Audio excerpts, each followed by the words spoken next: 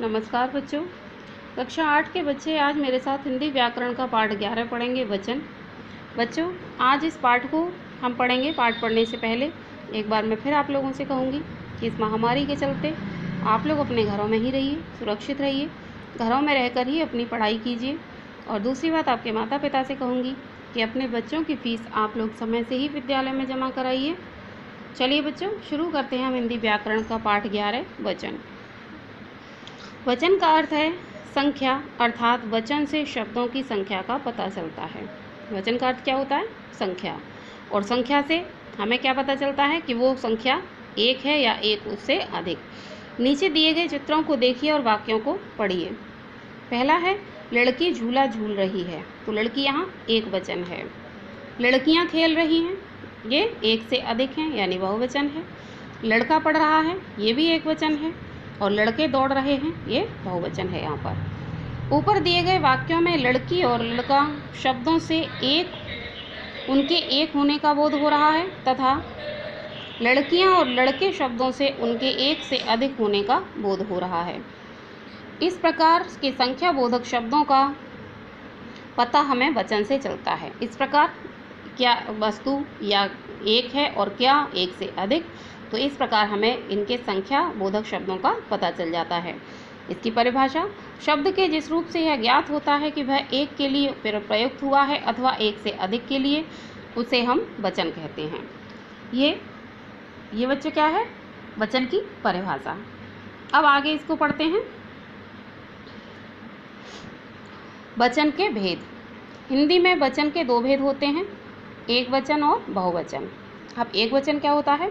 संज्ञा अथवा सर्वनाम के जिस रूप से किसी एक वस्तु, व्यक्ति या पदार्थ के होने का बोध हो, उसे एक वचन कहते हैं। जैसे औरत, तितली, घोड़ा, पौधा। बहुवचन क्या होता है? संज्ञा अथवा सर्वनाम के जिस रूप से वस्तुओं, व्यक्तियों या पदार्थों के एक से अधिक होने का बोध हो, उसे बहुवचन कहते हैं। अर्थात कहने का तात्पर्य है, जहाँ संज्ञा सर्वनाम के एक होने का पता चले वो एक वचन है और जहाँ एक से अधिक होने का पता चले वो बहुवचन है। जैसे औरतें, तितलियाँ, घोड़े, पौधे। अब आती है बच्चों वचन की पहचान। वचन की पहचान दो आधारों पर होती है। नंबर 1, संज्ञा अथवा सर्वनाम के आधार पर। जैसे चिड़िया उड़ रही है, मैं मेला देखने जाऊंगा। चिड़ियाँ उड़ रही हैं और हम मेला देखने जाएंगे, ये एक वचन है और इधर ये यहाँ पर बहुवचन है। इन वाक्यों में चिड़िया, मैं तथा तुम, चिड़िया, मैं तथा तुम एक शब्द का और चिड़िया, हम तथा तुम शब्द बहुवचन का बोध करा रहे हैं। यहाँ वचन की पहचान संज्ञा या सर्वनाम शब्दों द्वारा हो रही है। यहाँ पर वचन की पहचान कैसे हो रही है? संज्ञा या सर्वनाम शब्दों के द्वारा। क्रिया के आधार पर अब इनकी पहचान कैसे होती है? बालक गीत गा रहा है, शेर पानी पी रहा है, यानी एक वचन का बोध हो रहा है। और बालक गीत गा रहे हैं और शेर पानी पी रहे हैं, अर्थात यहाँ पर क्रिया के द्वारा बहुवचन का भी बोध हो रहा है। इन वाक्यों में बालक, शेर, मोर शब्द इनके बहुवचन, एक वचन या बहुवचन होने का पता नहीं चलता, क्योंकि दोनों वाक्यों में इसका समान रूप है। इन वाक्यों में वचन की पहचान क्रिया के रूप में होती है। गीत गा रहा है, पी रहा है और नाचेगा। क्रियाएं वचन, एक वचन तथा गा रहे हैं, पी रहे हैं, नाचेंगे, ये क्रियाएं बहुवचन का बोध करा रही हैं। अतः वचन की पहचान क्रिया के आधार पर की जा सकती है। अतः खा रहे हैं, पी रहे हैं, तो ये यहाँ पर बहुवचन का बोध करा रहे हैं। और नाच रहा है, सो रहा है, खा रहा है, पी रहा है, ये यहाँ पर एक वचन का बोध करा रहे हैं। इस प्रकार स्पष्ट है कि वचन की पहचान संज्ञा, सर्वनाम या क्रिया के रूप में भी होती है। इससे क्या स्पष्ट हो रहा है कि वचन की पहचान जो हो रही है वो संज्ञा या सर्वनाम या क्रिया के द्वारा हो रही है। एक वचन के स्थान पर बहुवचन का प्रयोग। अब हम एक वचन के स्थान पर बहुवचन का प्रयोग कैसे करते हैं? नंबर 1, अपने से बड़ों के प्रति सम्मान या आदर प्रकट करते समय एक व्यक्ति के लिए भी बहुवचन का प्रयोग किया जाता है। अपने से बड़े के प्रति जब हम कोई सम्मान जनक बात बोलते हैं या उनको पुकारते हैं तो वहाँ भी हम व्यक्ति बेशक एक वचन है लेकिन क्रिया हम वहाँ पर बहुवचन लगाएंगे। जैसे अध्यापिका जी पढ़ा रही हैं, पिताजी दिल्ली जा रहे हैं, पिताजी दफ्तर गए हैं, गुरुजी आए हैं। इन वाक्यों में पढ़ा रही हैं, जा रहे हैं, गए हैं, आए हैं आदि बहुवचन क्रियाएं एक व्यक्ति के प्रति सम्मान या आदर प्रदर्शित करने के लिए प्रयुक्त की गई हैं। नंबर 2 है इसके लिए, कभी कभी अपना बड़प्पन दिखाने के लिए मैं के स्थान पर हम का प्रयोग किया जाता है। जैसे चिंता ना करो, हम आ रहे हैं। अगला, आजकल एक वचन शब्द तू के स्थान पर बहुवचन शब्द तुम का प्रयोग किया जाने लगा है। जैसे राहुल तू कब आया, या के स्थान पर राहुल तुम कब आए। ये सम्मानजनक कुछ बातें होती हैं। बहुवचन के स्थान पर एक वचन का प्रयोग। अब कुछ ऐसे भी होते हैं जहाँ बहुवचन के स्थान पर एक वचन का प्रयोग होता है। जातिवाचक शब्द एक वचन में ही बहुवचन का बोध कराते हैं। कुछ जातिवाचक शब्द ऐसे होते हैं जो एक वचन में ही बहुवचन का बोध करा देते हैं। जैसे कश्मीर का सेब प्रसिद्ध है, रश्मि के पास 1 लाख रुपए हैं। इन वाक्यों में सेब तथा रुपया बहुवचन होने पर भी इनके लिए एक वचन शब्द का ही प्रयोग हुआ है। सदा एक वचन में प्रयोग किए जाने वाले शब्द। अब यहाँ पर कुछ शब्द ऐसे भी हैं बच्चों जो हमेशा एक वचन में रहते हैं। जैसे पानी, आकाश, जनता, वर्षा, घी, बालू, सत्य, झूठ आदि शब्द सदा एक वचन में ही प्रयोग किए जाते हैं। जैसे खूब वर्षा हुई, बच्चे पानी में खेल रहे हैं, आज आकाश स्वच्छ है, सत्य की सदा विजय होती है।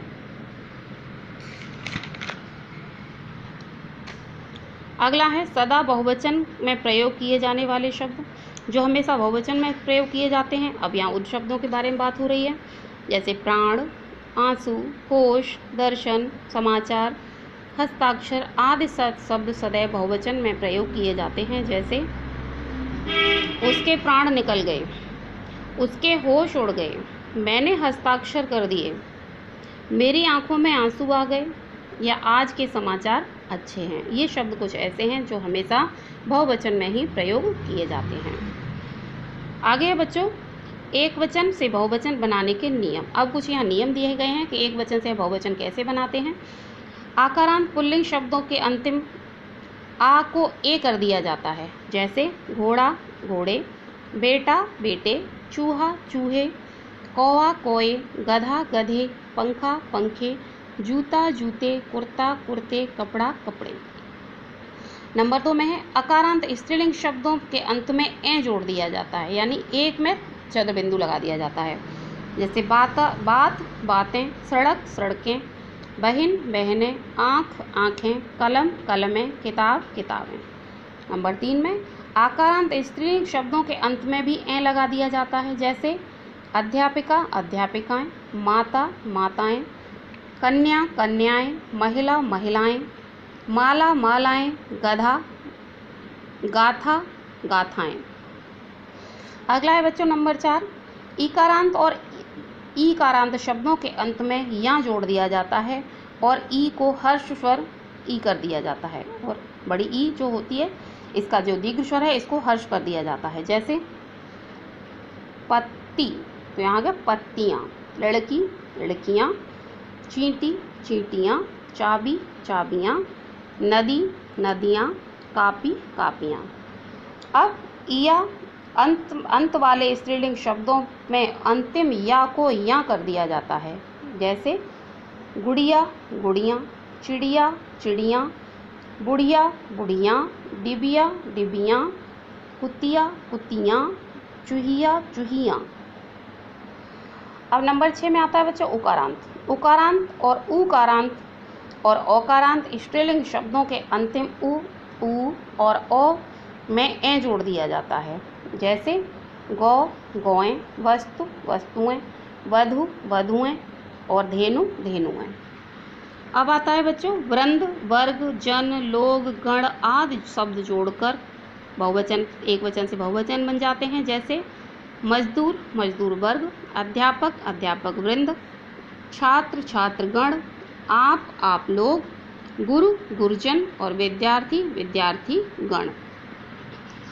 आइए दोहराएं, कुछ बातें बच्चों इसमें दोहराने वाली हैं। जैसे वचन का अर्थ संख्या है।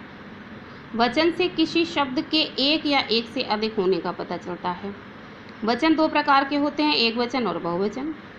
एक वचन से किसी संख्या के एक होने का पता चलता है, बहुवचन से किसी संख्या के एक से अधिक होने का पता चलता है। कुछ शब्द सदैव एक वचन के रूप में प्रयोग किए जाते हैं, जैसे पानी, आकाश, जनता, वर्षा आदि। कुछ शब्द सदैव बहुवचन के रूप में प्रयोग किए जाते हैं, जैसे प्राण, आंसू, होश, दर्शन आदि। तो बच्चों, इस तरह से ये आपका पाठ पूरा हो गया है। आपको इस पाठ को पुनः दोहराना है, पढ़ना है, समझना है, जिससे कि आपको एक वचन से बहुवचन बनाने के नियम, उसकी परिभाषा, ये सब अच्छे से समझ में आ जाए। तो बच्चों, घरों में रहिए, सुरक्षित रहिए, और आपके माता पिता से कहूँगी कि अपने बच्चों की फ़ीस समय से ही विद्यालय में जमा कराइए। धन्यवाद।